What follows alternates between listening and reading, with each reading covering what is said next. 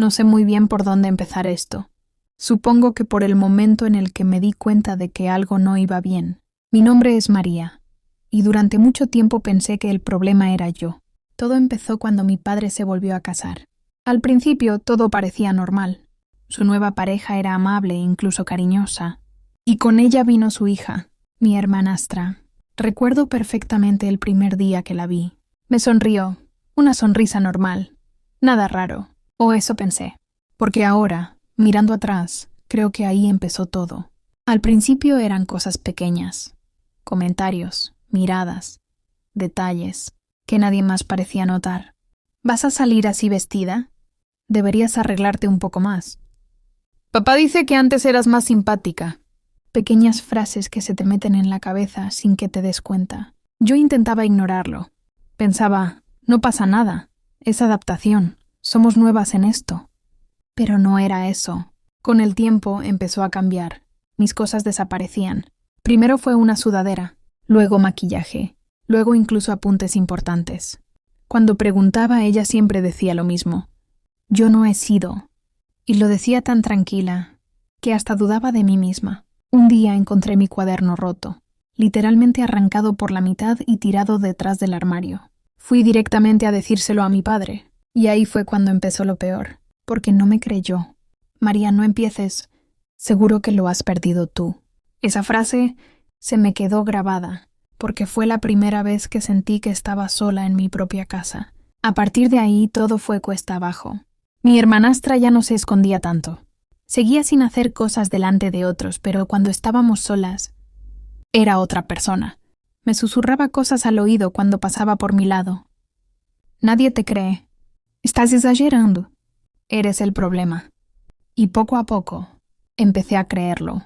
Dejé de salir. Dejé de hablar con mis amigos. Incluso dejé de contarle cosas a mis padres. ¿Para qué? Si ya sabía lo que iban a decir. Hubo un punto en el que empecé a pensar que igual sí, que el problema era yo, que estaba imaginando cosas, que estaba exagerando. Pero no, no lo estaba. Todo cambió un día en el instituto. Tenía una amiga, Laura. No era mi mejor amiga, pero era de esas personas que se dan cuenta de las cosas. Un día me dijo, María, no estás bien. ¿Qué está pasando? Y no sé por qué. Pero ese día lo solté todo. Todo. Ella no me dijo, seguro que no es para tanto. No me dijo, igual estás exagerando. Me dijo, esto no es normal. Y esa frase me hizo darme cuenta de algo. No estaba loca. Pero lo que pasó después, no me lo esperaba. Un par de días después, al volver a casa, noté algo raro. Silencio. Demasiado silencio. Entré en mi habitación y estaba completamente revuelta. Cajones abiertos, ropa por el suelo, mis cosas tiradas. Y en medio de todo, mi móvil roto. Me quedé paralizada, porque sabía quién había sido, pero también sabía que nadie me iba a creer. Esa noche fue la peor. Mi hermanastra entró en mi habitación. Se sentó en la cama y me dijo, si hablas, te vas a arrepentir. Ahí fue cuando tuve miedo de verdad. No era solo molesto, no era solo psicológico, era algo más. Lo que yo no sabía es que Laura ya había hecho algo. Al día siguiente, cuando llegué a casa, había un coche de policía en la puerta. Se me paró el corazón.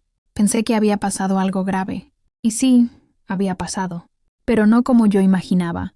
Entré y vi a mis padres hablando con 2 policías, y a mi hermanastra completamente seria, sin esa sonrisa.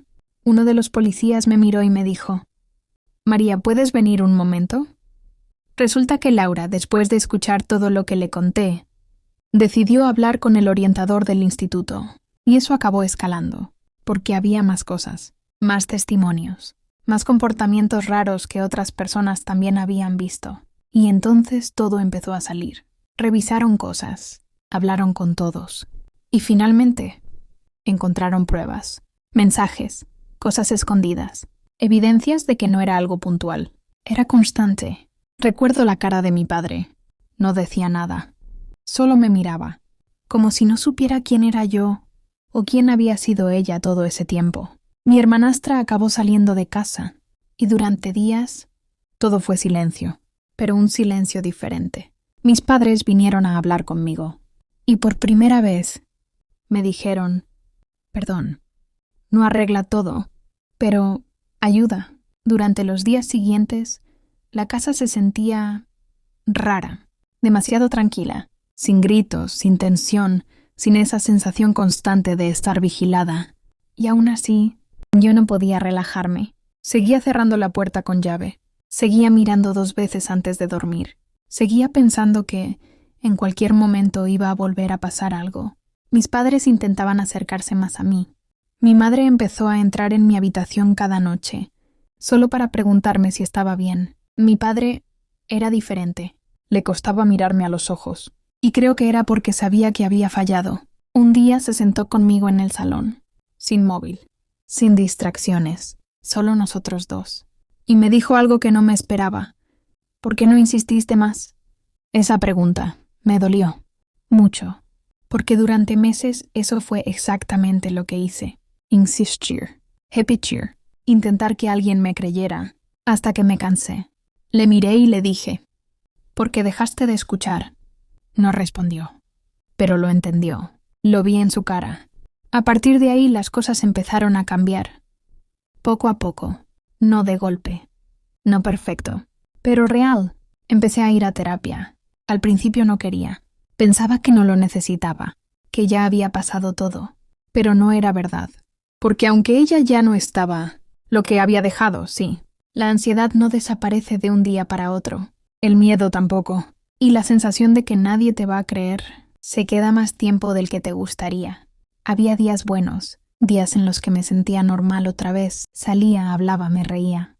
Y luego había días en los que algo tan simple como un ruido en casa me hacía entrar en pánico. Una noche, por ejemplo, escuché un golpe en el pasillo y me quedé completamente paralizada en la cama, sin moverme, sin respirar casi, pensando, ha vuelto. No había vuelto. Era solo mi padre. Pero mi cabeza no lo sabía. Ahí fue cuando entendí algo. Esto no se había terminado. Solo había cambiado de forma. En terapia empecé a hablar de todo. De lo que pasó, de lo que sentí, de lo que todavía sentía. Y poco a poco fui entendiendo cosas. Que no era débil por haberme afectado. Que no estaba loca por haber dudado de mí misma.